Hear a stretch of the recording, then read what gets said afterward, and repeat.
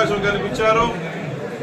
ఒక రాజకీయ నాయకుడిగా కాకుండా, ఒక ఎమ్మెల్యేగా ఫీలింగ్ రాకుండా, కుటుంబంలో సభ్యుడిగా, ఒక అన్నగా, తమ్ముడిగా, సామాజిక స్పృహలో సామాజిక సేవ చేసిన కోణంలో ప్రజలందరికీ సేవ చేసే సామాజిక సేవ చేసినటువంటి కోణంలో ప్రజల దగ్గరికి వెళ్ళడం జరుగుతుందనే విషయాన్ని నేను గుర్తు చేస్తా ఉన్నా.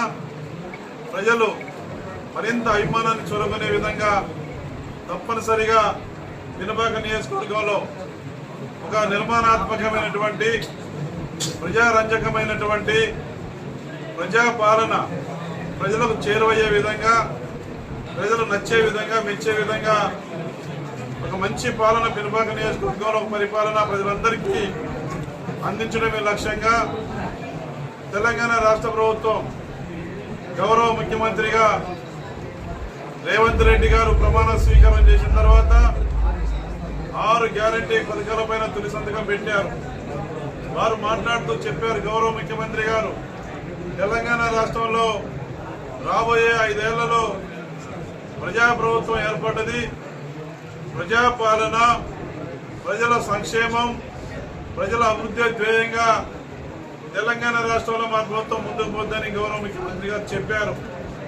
దానికి అనుగుణంగా పినపాక నియోజకవర్గంలో కూడా ఏవైతే 6 గ్యారెంటీ పథకాలు మన ప్రభుత్వం రేవంత్ రెడ్డి గారి సారథ్యంలో ప్రకటించారో 2 పథకాలు అమలవుతా ఉన్నాయి.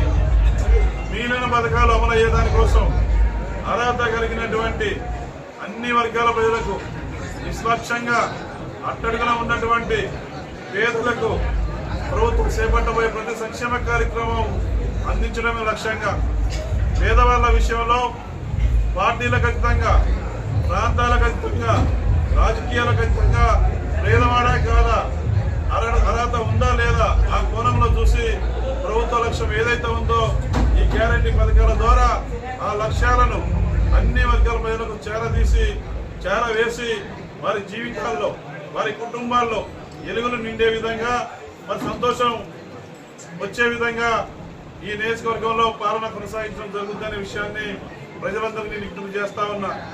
నియోజకవర్గ ప్రజలకు నేను రుణపడి ఉంటాను.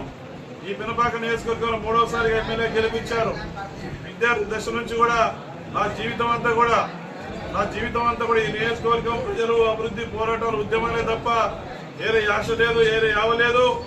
మా జీవితం ఉన్నంత వరకు ఇవాళ ఇచ్చినట్టు భారీ మెజార్టీ ఏదైతే ప్రజలు ఇచ్చినారో ఆ యొక్క అంత మెజార్టీ ఇచ్చిన ప్రజల రుణాన్ని ఎంత చేసినా తీర్చుకోలేము. అవకాశం ఉన్న మేరకు, సాధ్యం ఉన్న మేరకు అన్ని వర్గాల ప్రజలకు నచ్చే విధంగా ఈ 5 ఏళ్లలో పాలన కొనసాగిస్తాను. ఒక సేవకుడిగా పాలన కొనసాగిస్తాను. ప్రజల ప్రేమ అభిమానాలు పొందే విధంగా పినపాక నియోజకవర్గం అంటే అత్యంత ప్రేమ కలిగిన నియోజకవర్గం. నాకు హైదరాబాద్ లో ఉన్నా, బయటికి పోయినా, అంతకుముందు 2004లో ఎమ్మెల్యే గెలిచినప్పుడు కూడా కోరకంపాటి నియోజకవర్గం, ఇప్పుడు 2 సార్లు ఎమ్మెల్యేగా పినపాక నియోజకవర్గంలో అయ్యాం. బయటికి పోతే నా ఆలోచన మనసంతా ఈ నియోజకవర్గం మీదనే ఉంటుంది. ఇవాళ కూడా అధికార పార్టీ ఎమ్మెల్యేగా, మరి ఇవాళ కాంగ్రెస్ పార్టీ ప్రభుత్వం అధికారంలోకి వచ్చింది.